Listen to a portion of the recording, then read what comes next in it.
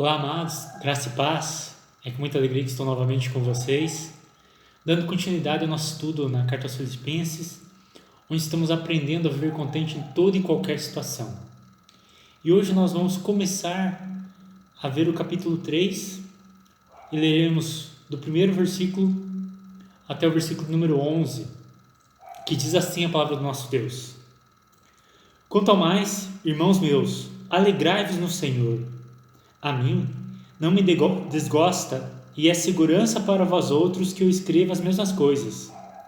Acautelai-vos dos cães, acautelai-vos dos maus obreiros, acautelai-vos da falsa circuncisão, porque nós é que somos a circuncisão, nós que adoramos a Deus no Espírito e nos gloriamos em Cristo Jesus e não confiamos na carne.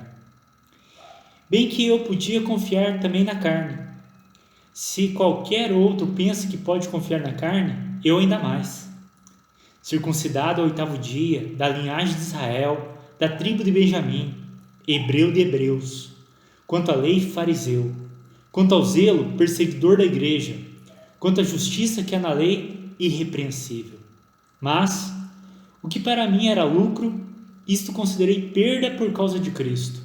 Sim, deveras considero tudo como perda, por causa da sublimidade do conhecimento de Cristo Jesus, meu Senhor, por amor do qual perdi todas as coisas e as considero como refúgio para ganhar a Cristo e ser achado nele, não tendo justiça própria que procede da lei, senão a que é mediante a fé em Cristo, a justiça que procede de Deus, baseada na fé, para o conhecer e o poder da sua ressurreição e a comunhão de seus sofrimentos, conformando-me com ele na sua morte, para de algum modo alcançar a ressurreição dentre os mortos. Nós terminamos o capítulo 2 e nós vimos Paulo mostrando alguns exemplos de homens, de servos de Deus, que realmente viveram uma vida de abnegação em prol do outro. E, claro, o principal exemplo do capítulo 2 é Jesus Cristo. Agora, no capítulo 3, Paulo vai começar a trabalhar contra aqueles que são os inimigos da igreja. E ele começa aqui trabalhando aqueles que são da falsa circuncisão, que são os que ele trabalha no capítulo 2. Mas antes, no começo do capítulo 3, ele fala assim: quanto ao mais, irmãos meus, alegrai-vos no Senhor. E isso aqui, essa alegria que nós temos que ter no Senhor, é a base da alegria cristã. A nossa alegria não depende das circunstâncias, não depende da situação que estamos vivendo, não depende daquilo que nós temos ou que deixamos de ter, daquilo que perdemos. A nossa alegria depende do nosso Senhor. Ela tem que estar baseada no Senhor. Se a nossa alegria não está no Senhor, qualquer outra coisa ou circunstância que nós depositamos a nossa alegria, ao perdermos isso, perdemos a alegria. Então, se queremos realmente aprender a viver contente em toda e qualquer situação, a nossa alegria precisa estar no Senhor. E aí Paulo ele fala assim que não é desgostoso para ele escrever algo que ele já tinha escrito, que é a questão dos inimigos, um assunto que ele já havia tratado, já havia citado esses inimigos nos capítulos anteriores, e agora no versículo 2 ele fala assim: acautelai-vos dos cães, dos maus obreiros, da falsa circuncisão. Não são 3 grupos diferentes de pessoas, mas é um único grupo, a falsa circuncisão. Que no original Paulo faz um jogo de palavras ali, ao invés de usar circuncisão, ele usa mutilação. São 2 palavras semelhantes no grego. E ele usa para mostrar que essa falsa circuncisão nada mais é que realmente as pessoas se mutilarem. Não tem valor algum. E qual que era o problema desses da falsa circuncisão é que eles queriam colocar algo a mais para a salvação. Para eles, a salvação não dependia só de Cristo Jesus e da fé em Cristo Jesus. Precisava crer em Cristo, mas precisava ser circuncidado. Precisava guardar a lei. Precisava fazer algumas coisas a mais para ser salvo. E Paulo, ele realmente pega pesado com essas pessoas, exatamente pelo fato que eles estão fazendo com que a graça de Deus deixe de ser graça. Eles estão colocando esforço humano para a salvação. E as religiões, elas tendem a fazer isso. Elas tendem a colocar o esforço humano como algo necessário para ser salvo. Você precisa cumprir alguns requisitos para ser salvo. O cristianismo, não. O cristianismo, você precisa crer em Cristo Jesus, depender de Jesus, crer nele como teu único Senhor e Salvador para ser salvo. A nossa salvação depende exclusivamente do que Cristo fez por nós e não daquilo que nós fazemos. Quando somos salvos, aí nós vivemos para Cristo e vivemos de acordo com a vontade dele, mas não para ser salvo, mas por ser salvo. Há uma grande diferença aí. Se a tua religiosidade, se a tua vida religiosa, se você vai na igreja, se você entrega o dízimo, se você procura ser uma boa pessoa por medo de ir para o inferno e para querer ser salvo, lamento te informar, mas há algo muito errado com você. Porque a salvação é completamente pela graça de Deus. Pela graça sois salvos mediante a fé, isso não vem de vós, é um dom de Deus, não por obras para que ninguém se glorie. A salvação é uma dádiva. Deus nos deu a salvação em Cristo Jesus. E esses maus obreiros, esses cães, esse pessoal da mutilação, da falsa circuncisão, estavam querendo deturpar a mensagem do Evangelho, dizendo que não, só crer em Cristo não é suficiente. Você precisa crer em Cristo, mas ser circuncidado, você fazer algumas coisas. E Paulo bate forte neles, dizendo que eles eram da mutilação, ou seja, tudo o que eles faziam não tinha valor real. E aí no versículo 3 ele fala, porque nós, aqueles que creem em Jesus Cristo, somos a circuncisão. Lembrando que circuncisão no Antigo Testamento era o sinal da aliança. Aqueles que faziam parte do povo de Deus, que estavam em aliança com Deus, eram circuncidados. Então era um sinal da aliança. Hoje nós temos o sinal da aliança, que é o batismo. Mas você não precisa se batizar para ser salvo. Se você é salvo, você sente o desejo de ser batizado para confessar publicamente que você é salvo e faz parte do povo de Deus. Mas você não precisa do batismo para ser salvo.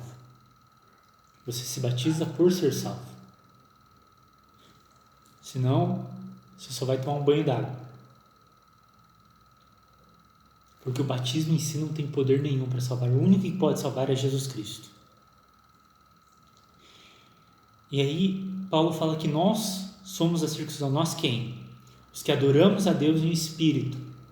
Em João capítulo 4, quando a mulher samaritana pergunta para Jesus, onde que nós devemos adorar?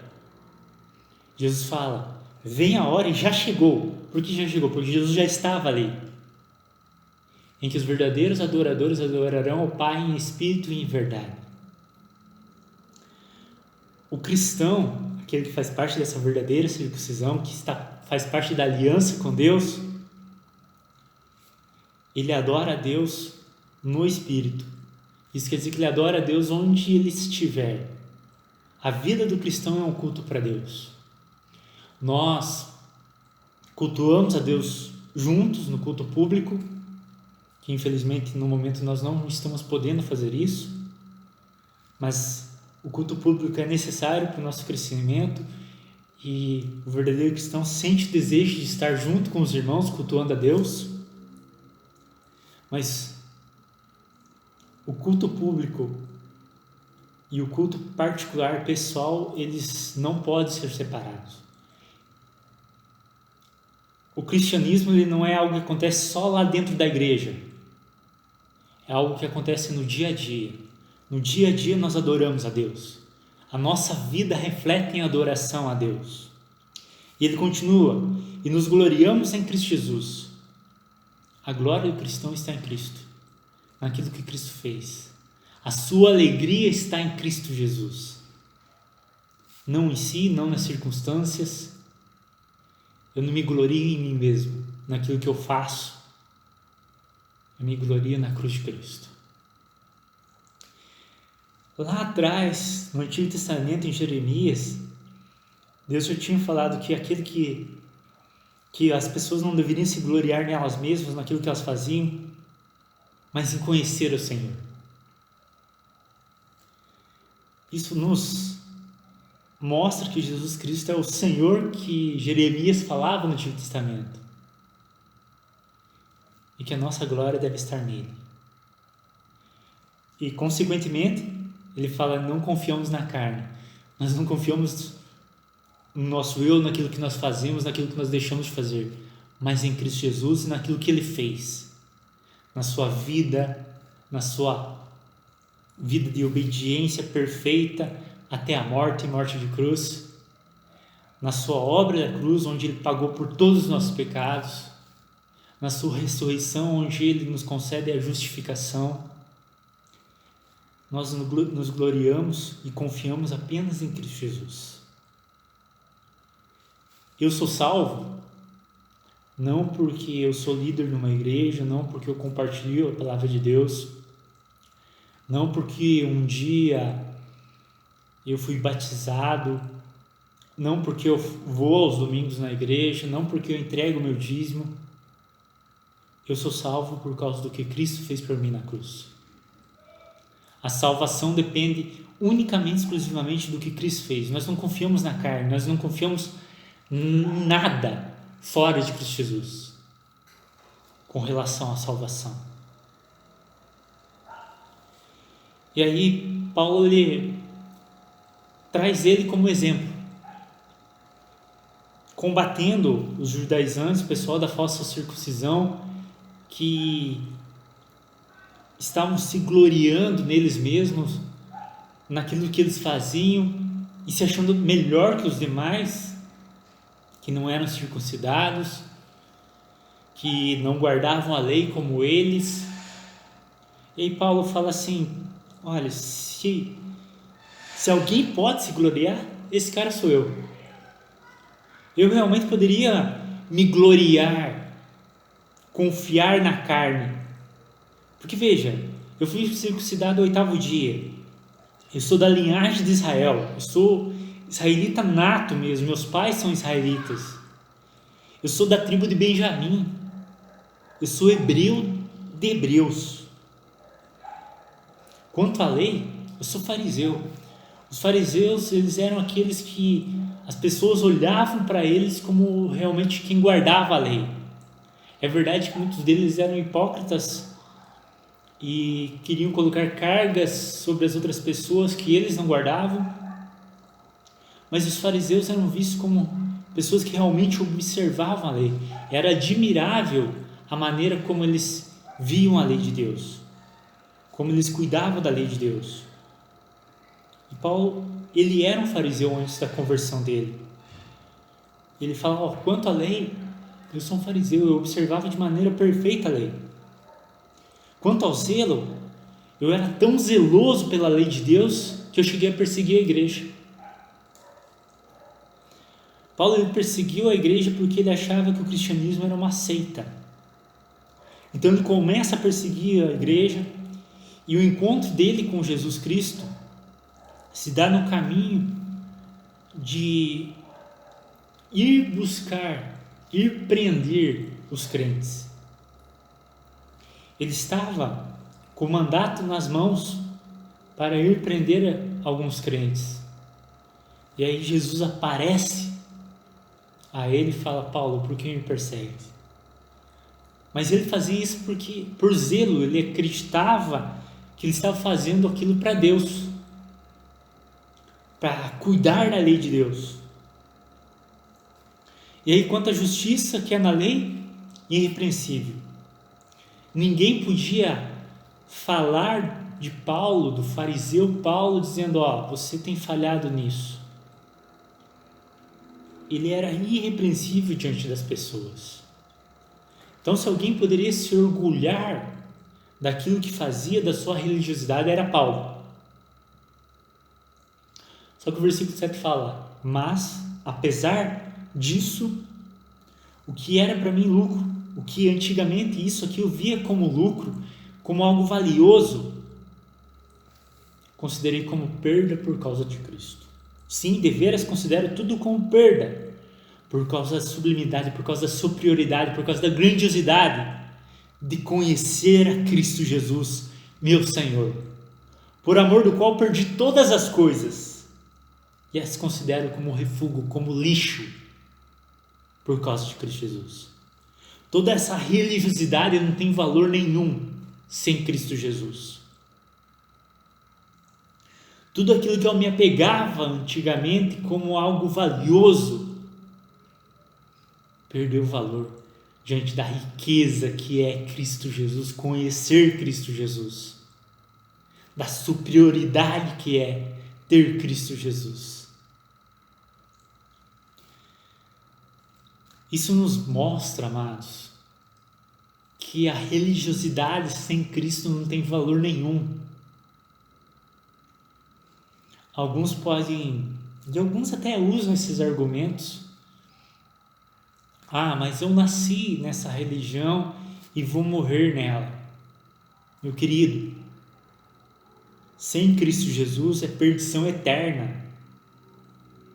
Por mais zeloso que você seja na sua religião, na sua religiosidade, não importa se teus pais são bons crentes, o fato de você nascer num lar, mesmo cristão, ser batizado na infância, seguir uma vida religiosa, sem ter um encontro real e verdadeiro com Cristo Jesus, não tem valor nenhum. Não vai te salvar. A não ser que você se arrependa de tudo isso, e eu falo de tudo isso mesmo, até mesmo da sua religiosidade, e corra para Cristo Jesus, se arrependa dos seus pecados e creia em Cristo Jesus, não há salvação. Toda religiosidade sem Cristo é lixo, é sem valor. Jesus mesmo diz: eu sou o caminho, a verdade e a vida, ninguém vem ao Pai senão por mim. Pedro diz em Atos 4,12: e não há salvação em nenhum outro. Não há salvação fora de Cristo. Não há como ser salvo sem ter um encontro real e verdadeiro com Cristo Jesus. Se um dia você não se arrependeu dos seus pecados e até mesmo da sua justiça própria e correu e se escondeu em Cristo Jesus, não há salvação. Você só pode ser salvo através do que Cristo fez por você. Eu sei, talvez você considere isso como lucro, como algo bom. Paulo considerava. Paulo ele era zeloso na sua religiosidade. Paulo ele era irrepreensível na sua religiosidade. Mas um dia ele tem um encontro real e verdadeiro com o Cristo ressurreto. E tudo aquilo que para ele era valioso, ele viu que não passava de lixo. Não tinha valor nenhum.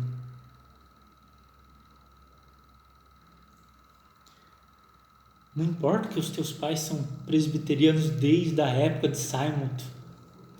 Não importa se você foi batizado quando era pequeno, seja na presbiteriana, seja em outra igreja. Se você não teve um encontro real e verdadeiro com Cristo Jesus, tudo isso não tem valor nenhum. Não importa se você entrega o dízimo, não importa se você vai todo domingo na igreja, sem Cristo Jesus, tudo isso não tem valor nenhum. Entenda, amado, não há como você conquistar a salvação por você mesmo. Cristo conquistou a salvação e você tem que crer e confiar no que Ele fez e depender completamente disso. Só assim a salvação. A salvação é pela graça e somente pela graça. As demais coisas, ir na igreja, devolver o dízimo, ser batizado, deve ser uma consequência da obra que Deus já fez em você.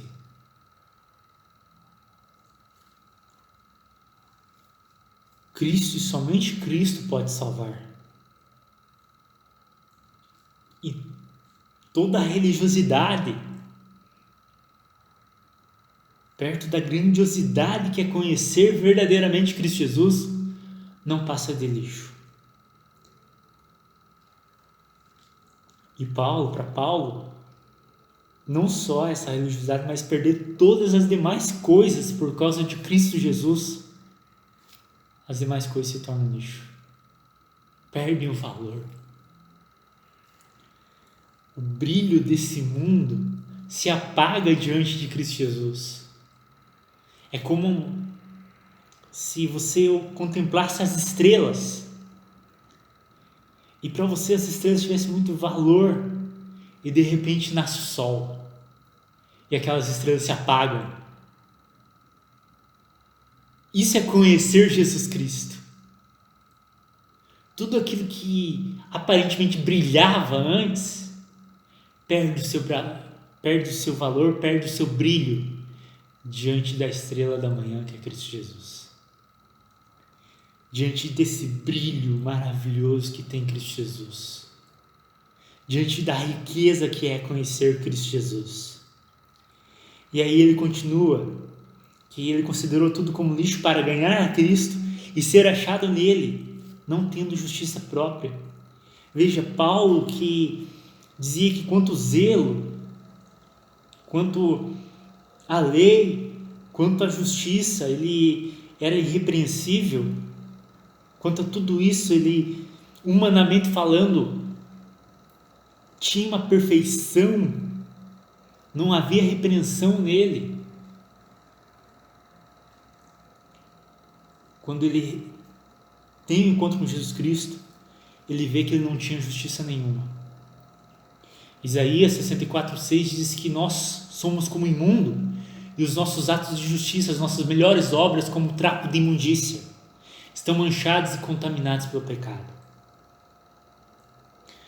Trapo de imundícia seria mais ou menos como os panos que são colocados sobre a ferida do leproso, que assim que são colocados, são contaminados pela lepra. As nossas melhores obras fora de Cristo Jesus estão contaminadas pela lepra do pecado. Não há justiça própria em nós. A Bíblia é clara dizendo que não há nenhum justo, nenhum sequer. Todos pecaram e carecem da glória de Deus.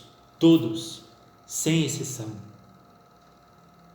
E aí ele continua, senão, não tem justiça própria que procede da lei, senão a que é mediante a fé em Cristo Jesus. A fé que procede de Deus baseada, a justiça que procede de Deus baseada na fé. A justiça que havia em Paulo era a justiça que Cristo deu a ele, que Deus deu a ele, através de Cristo Jesus. Em Romanos capítulo 4, Paulo diz assim, que Cristo morreu por causa das nossas transgressões, por causa do nosso pecado, e ressuscitou para a nossa justificação. Ele pagou por todos os nossos pecados, e ao ressuscitar, como se Deus estivesse realmente recebendo a oferta dele pelo pecado, e aí ele nos concede a sua justificação. E o Espírito Santo de Deus, em nós que cremos, coloca em nós a justiça de Cristo. Hoje, os que estão em Cristo Jesus são para Deus perfeitamente justos, como se jamais tivessem pecado, porque a justiça de Cristo está sobre eles. E aí o versículo 10 diz: para o conhecer e o poder da sua ressurreição e a comunhão dos seus sofrimentos, conformando-me com ele na sua morte. O verdadeiro cristão, ele conhece a Cristo, e vida eterna é esta. João 17,3, Jesus diz assim em sua oração sacerdotal: e a vida eterna é esta, que conheçam a Ti, o único e verdadeiro Deus, e Jesus Cristo, a quem enviaste. A vida eterna é conhecer a Jesus Cristo. E aí o poder da sua ressurreição, o fato de Jesus ter ressuscitado, ele nos dá vida, nos dá poder para enfrentar a morte, para enfrentar o pecado, e a comunhão dos seus sofrimentos, se conformar com a morte, está relacionado a gente sofrer por Cristo Jesus, não só a questão de perseguição, isso também, mas também o sofrimento da luta diária contra o pecado, a santificação, abandonar o pecado, abandonar aquilo que para nós antigamente era precioso, mas agora nós odiamos, nos conformando com a sua morte. Jesus morreu a nossa morte para que nós vivamos a sua vida, e nos conformar com a sua morte é morrer dia após dia para o pecado, é abandonar o pecado. E Paulo ansiava por isso, anelava por isso, de tal maneira que no versículo 11 ele fala para de algum modo alcançar a ressurreição dentre os mortos. Paulo não está colocando em xeque aqui a questão de alcançar a ressurreição dos mortos, mas ele ansiava tanto isso, que ele queria abandonar isso e alcançar a ressurreição, onde nós seremos perfeitos, onde não haverá mais pecado, onde não haverá mais morte, onde nós reinaremos para sempre com Cristo Jesus e seremos perfeitos, sem pecado, sem mancha. Não haverá mais luta contra o pecado. O pecado não fará mais parte de nós, da nossa natureza caída.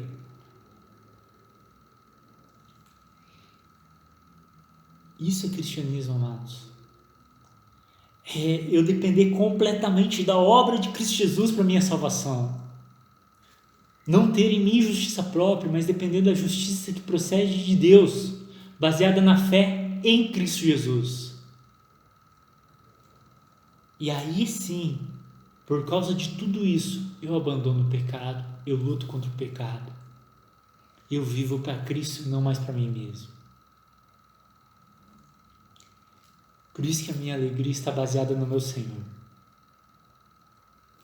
no que Ele fez por mim, na obra concluída na cruz, na sua morte e ressurreição. Não na religiosidade, não numa religiosidade vazia, sem vida, onde eu tenho que fazer coisas para ser salvo.